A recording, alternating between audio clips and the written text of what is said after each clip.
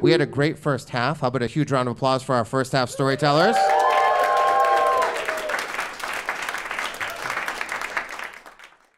So coming up to the stage next is going to be Robert Scaramuccia. When asked what is the thing that he will miss the least about attending Yale, he says the fact that we all had to pretend that bulldogs were cute. Wow. Hold on, Robert. I got to reset because you can't come. All right. I don't know what to do for this, Robert. I really don't. I went to Trinity College. My mascot was a rooster, which is worse than a bulldog. How about that? Worse than a bulldog, right? A rooster? All right. So let's feel terrible about my mascot, and let's feel great about Robert. How about an enormous round of applause for Robert Scaramuccia?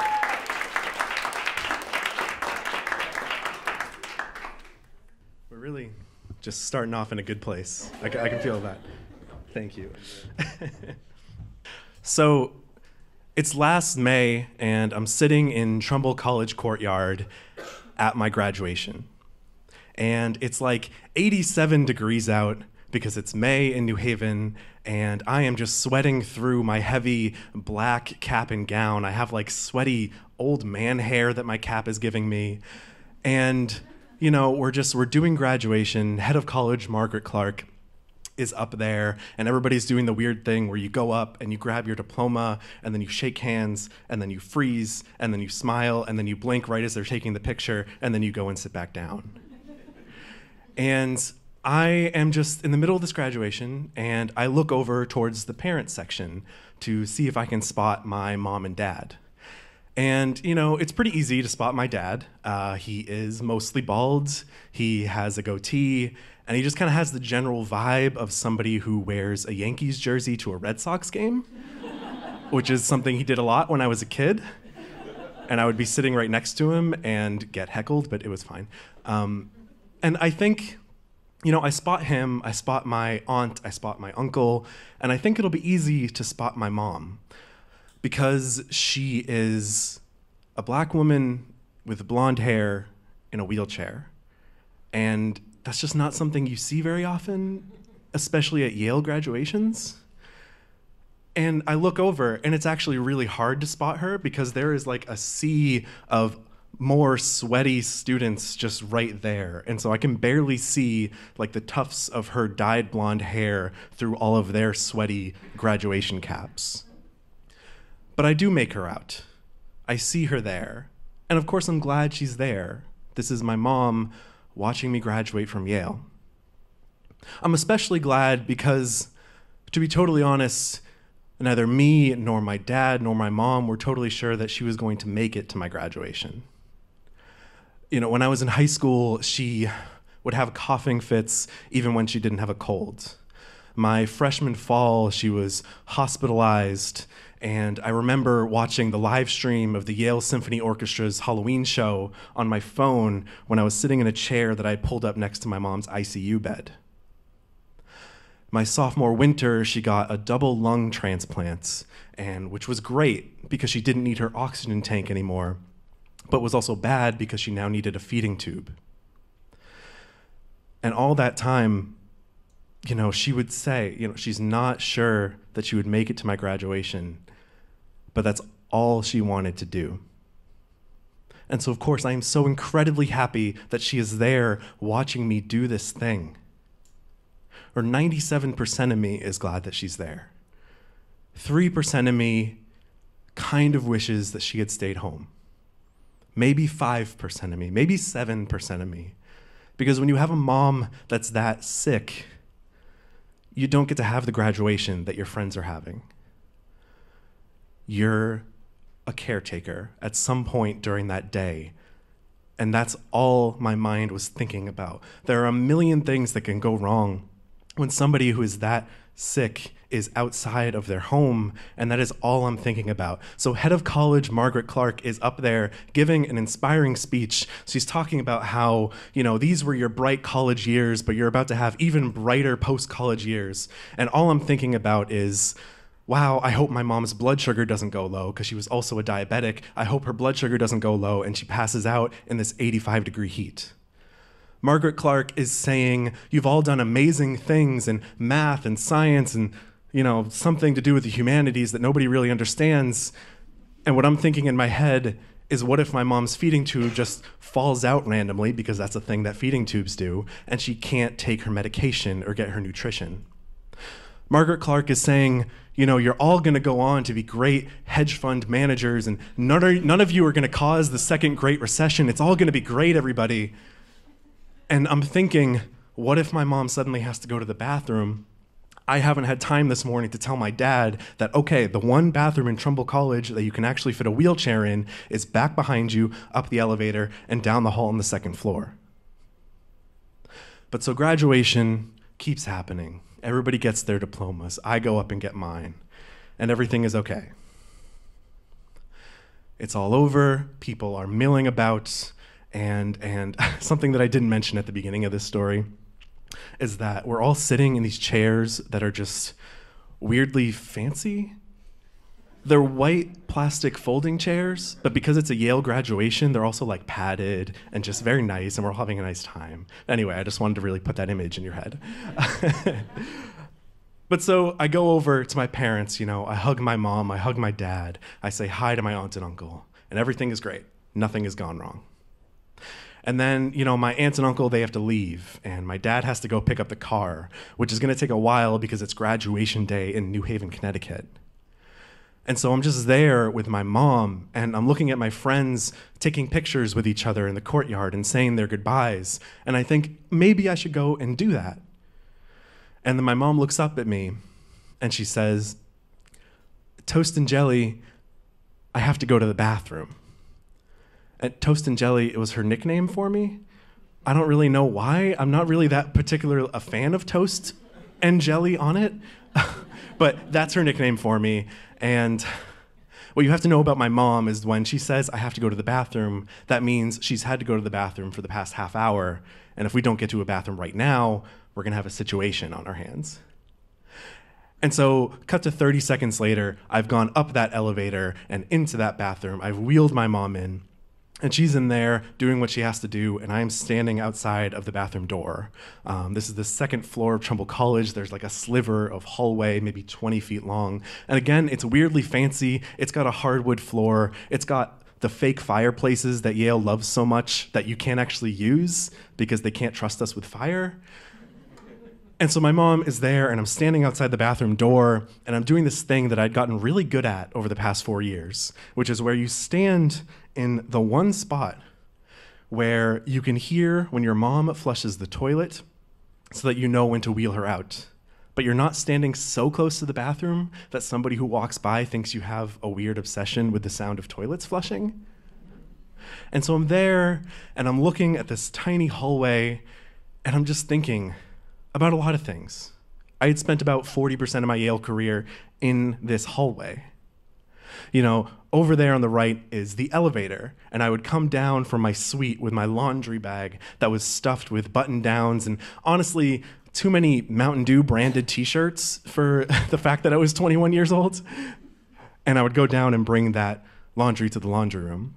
Or over on my left was the computer room, where I would have a paper about the urban centers of former Portuguese colonies due at 8 a.m., and so I was writing it from 2 a.m. to 7:59 a.m., and all the other papers like that. Down the hall, if you turn the corner, go down the hall, there's the library that's always weirdly hot and weirdly too dark. There's the window ledge where I would wait for my ex-girlfriend. All of these things that I would try to communicate to my mom when I called her on Sundays, but never really knew how to do, because she was someone who barely graduated high school. She never went to college. How do you explain this weird college, this weird castle of a school to somebody like that?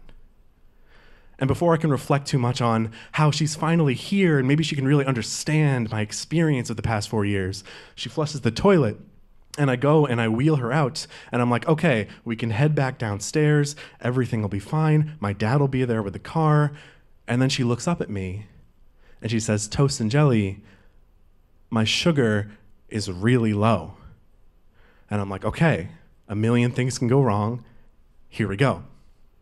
She's a diabetic. If her sugar goes too low, she will pass out. We need to handle this. And so I reach into her purse and I grab this emergency blood sugar needle that's like in this emergency orange case, and you pull it out and it is the largest needle that I've ever held in my life, and you have to mix the chemicals together so it makes glucose or something. Again, I had a humanities degree. I have no idea. And so I'm mixing. I go and I put my diploma and everything on the mantle of that fake fireplace. I come back over. I'm mixing all these things. I hand this to her. And I am there in my cap and gown with sweaty hair and just armed with an ambiguous humanities degree and this needle, and I'm handing it to this woman who has a Jesus necklace and 80 shades and Adidas jogging pants. And I just really hope that nobody comes around the corner and sees just the most pathetic drug deal ever, even on Yale's campus. And thankfully, nobody does. And her sugar goes back up. We're good. We go back downstairs. We go into Trumbull Courtyard.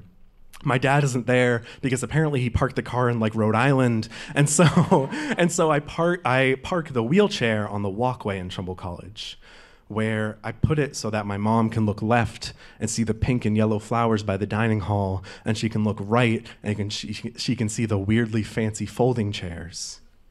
And we just sit there. And I'm like, okay, the blood sugar thing happened, we're good. The bathroom thing happened, we're good. Maybe I'm okay.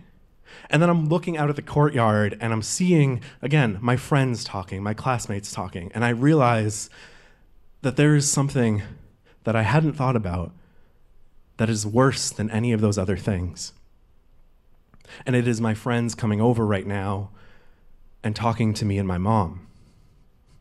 My mind is just spiraling. I'm thinking, what if I never told Andy quite how sick she was? What if I never told Quan that she was a black woman? That's not what you expect when you look at me. What if I never told Josh that she would be in a wheelchair? And I am just so incredibly scared that they're going to come over and, I don't know, be speechless or something. And then my mom will be embarrassed. And then I will be embarrassed. And this will ruin the entire day for her. And, my friends start coming over. Josh and his mom and his brother, who took me out to dinner the night before because my parents couldn't make it down to class day with my mom's condition, he comes over.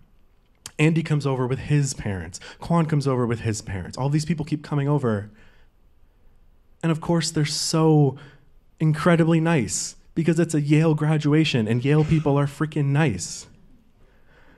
And suddenly, my mom is talking to their moms about how proud they are that their kids are graduating from college.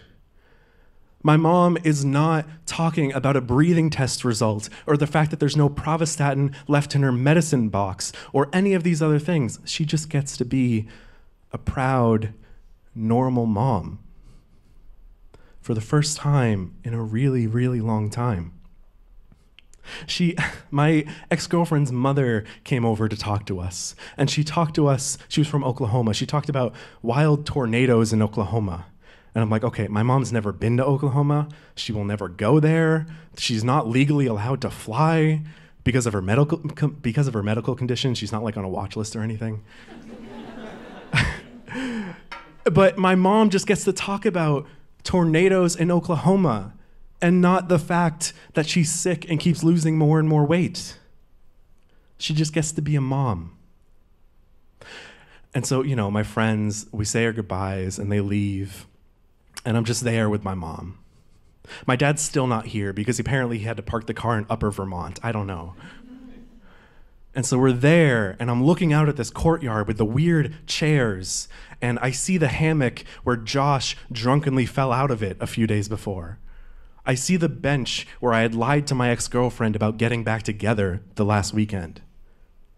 I see the spot under the tree in Trumbull Courtyard where my friends and I said we would bury our mini fridge as a time capsule, which we never actually did, so please don't go looking for that. And I look at all of these things and all these memories that I have, and I want to tell my mom about it. But it's 87 degrees out in New Haven, Connecticut, and it is way too hot to keep up a conversation. And I'm just like, whatever. We will wait. We will drive home, and I will talk to her about it when we're in the air conditioning. And so we just kind of sit in silence, and my mom looks out at this courtyard, which is just wood and grass and dirt to her. And we just sit and enjoy each other's silent company. And I didn't know then that my mom had barely been able to get into the car that morning for the drive, and that my dad had told her, maybe you shouldn't come to this graduation because you are really not doing too well. And that she had said, no, I am going. I didn't know then that 2 days later, we would go to the hospital for a routine appointment, and they would admit her, and that she would be in the ICU a few days after that. And I don't know now if in the 2 months left of her life last summer, when she was in the ICU and up to the respiratory unit and back to the ICU and back and forth, just staring at the clock that was in front of her hospital bed, if she ever thought about just sitting in Trumbull Courtyard with her son and looking at the grass and the trees and the dirt. But I like to think that she did. And 100% of me is glad that she was there that day. Thank you.